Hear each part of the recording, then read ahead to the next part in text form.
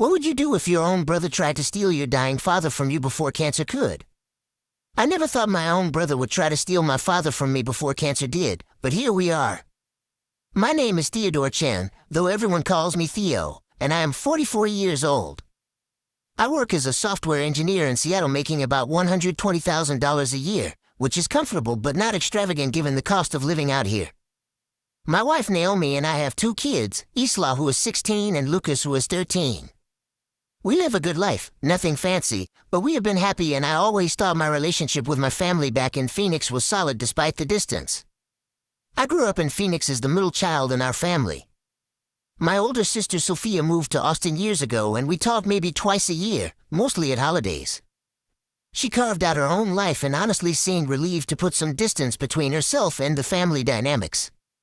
Then there is me, and finally my younger brother Maverick who is 38. Maverick always stayed close to home, working in our father's commercial real estate business since he graduated college. Our mother passed away 11 years ago from a stroke, sudden and devastating, and after that Dad threw himself even deeper into the business. Dad is Robert Chen, 76 years old now, and he built his commercial real estate portfolio from nothing. He came to this country with almost no money and through decades of brutal work and smart investments, he created something worth about $2.3 million. Growing up, he always told us that the business would be split between Maverick and me. Sophia never had interest in real estate and Dad respected that.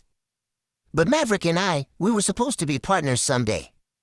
That was the plan from the time I was maybe 12 years old, sitting in Dad's office after school while he explained property values and lease agreements.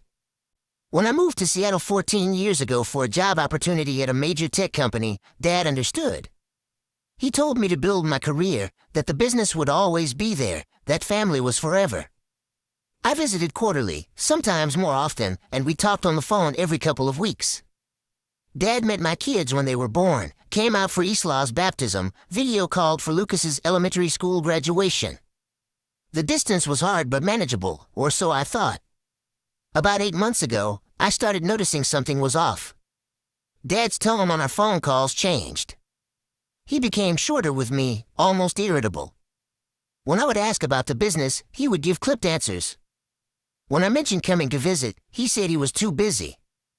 I figured he was stressed, maybe dealing with difficult tenants or property issues. The real estate market had been unpredictable and I knew some of his commercial properties had higher vacancy rates than usual. Then came the call that changed everything.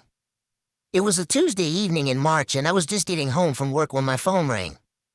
It was Dad's lawyer, a man named Vincent Hughes,